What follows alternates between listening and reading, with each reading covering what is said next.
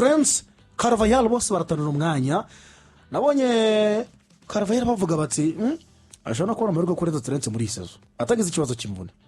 Ashobora kubona umwanya mu by'ukuri uhagije kurusha Trent.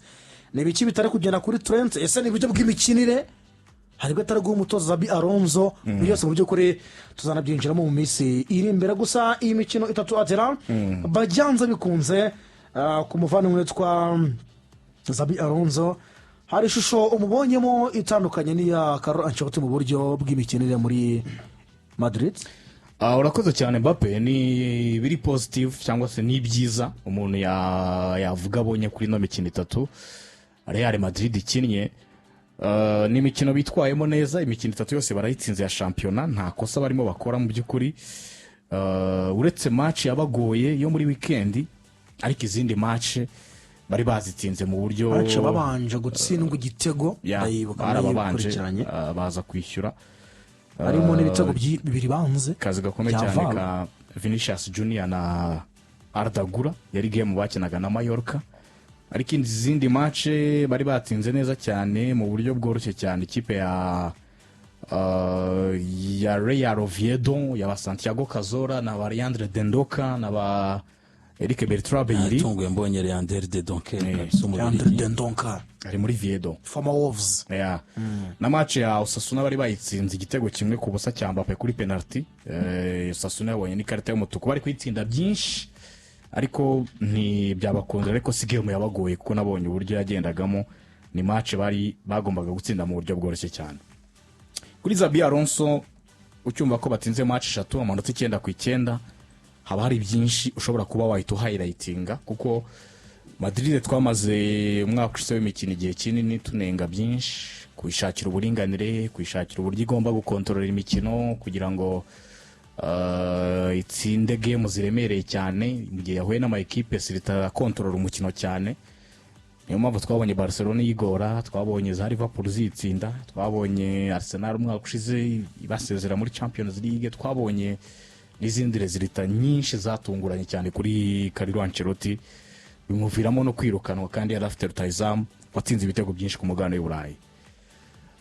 Real Madrid muri no mikino itatu hari ibintu by'ingenzi cyane ntekereza ko bakoze neza, uretse ko batsinze ibitego 6 muri match 3 bakinjizwa igitego kimwe. Ni ikinyuranyo cyiza par rapport y'umwaka ushize ku mikino twagendaga tubona kuri Real Madrid. Muri iyi mikino itatu equipe ya Real Madrid igizemo clean sheet ebyiri, match ebyiri batinjijwemo igitego. Match ebyiri ni match batsinze equipe ya Real Oviedo nziza iheruka no kwigaragaza imbere ya Real Sociedad itsinda igitego kimwe ku busa.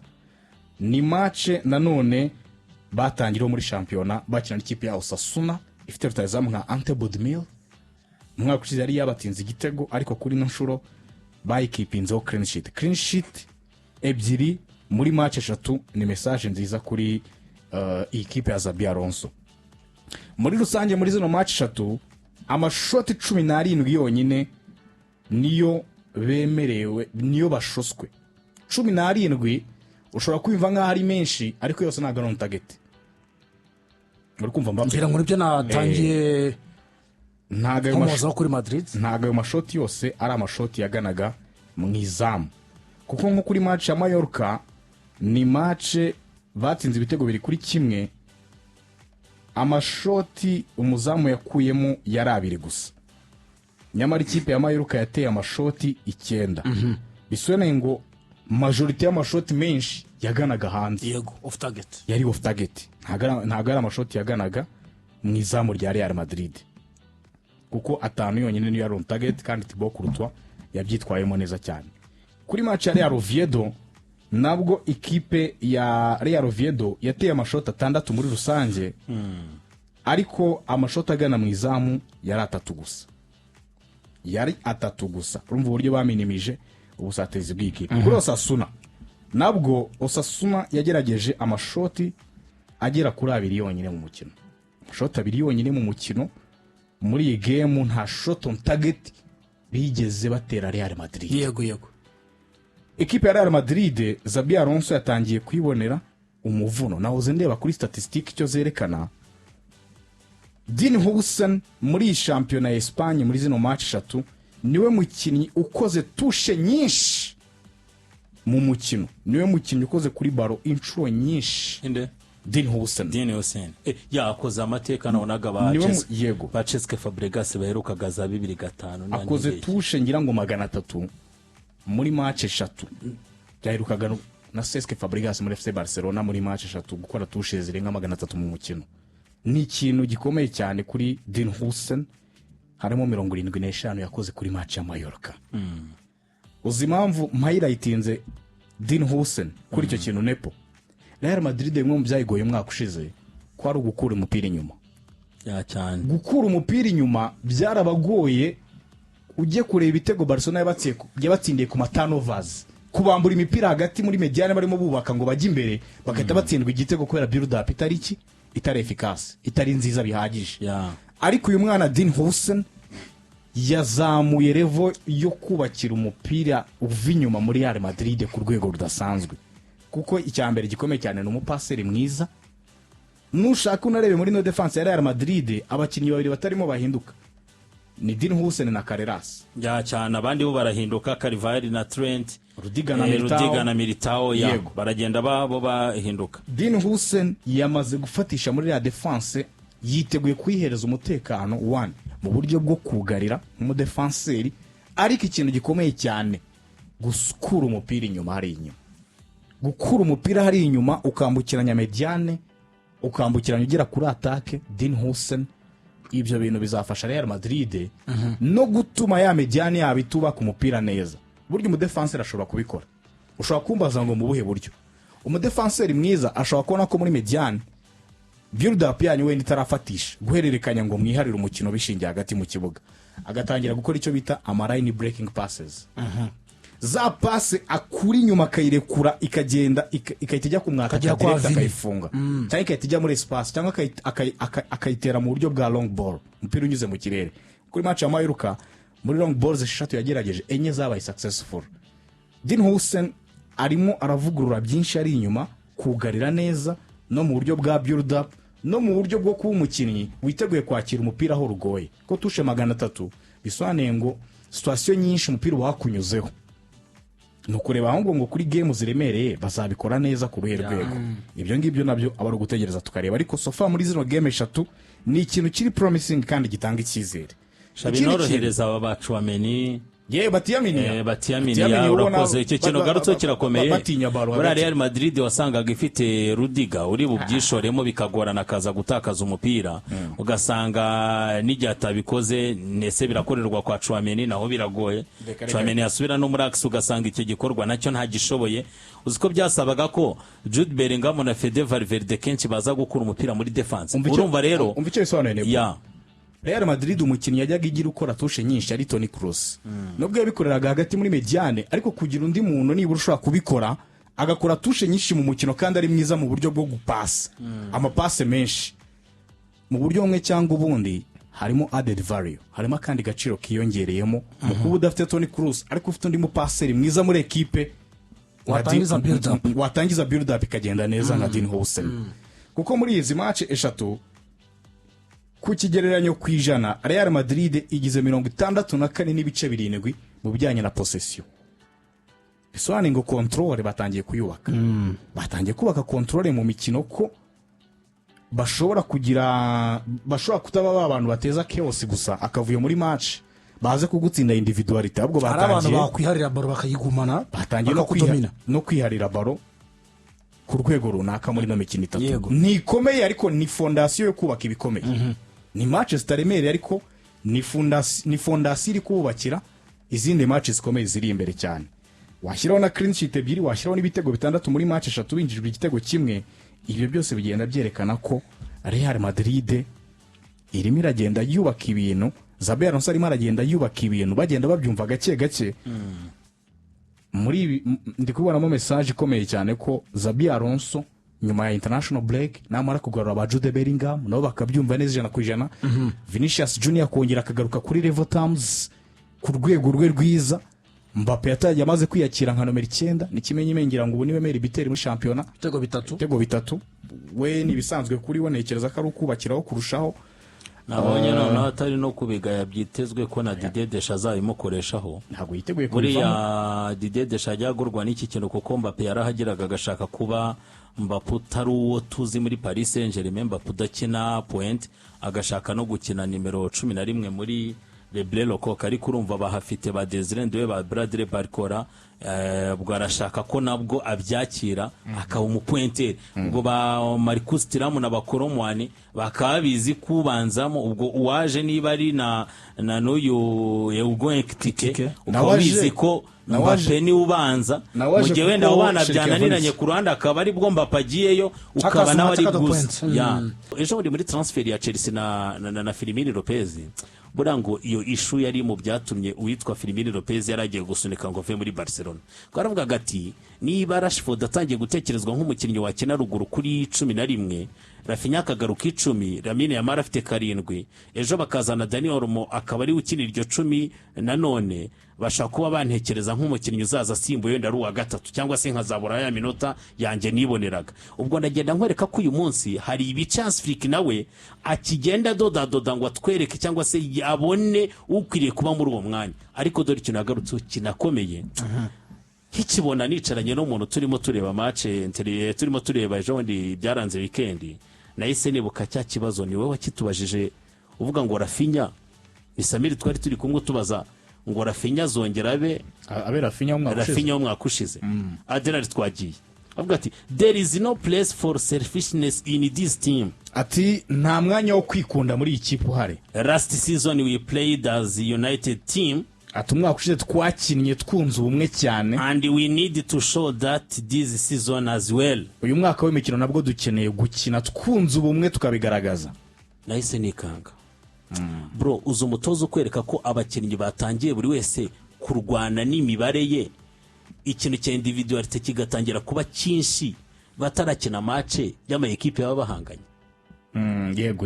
Yego Hans Flick arahuruje bigezaho byavuye mu rwambariro yakabibwiye abakinnyi no muri press conference arabivuze kuko arakibonye ngo muri match 3 zikurikira. Ako nepo urakoze cyane kuri abantu komoje. Ari kintu Mbappe karagari arimo agaruka kuri interview ya Hans Flick yavuze ngo we are lacking intensity. Turimo turabura umuvuduko n'imbaraga mu mikinire yacu.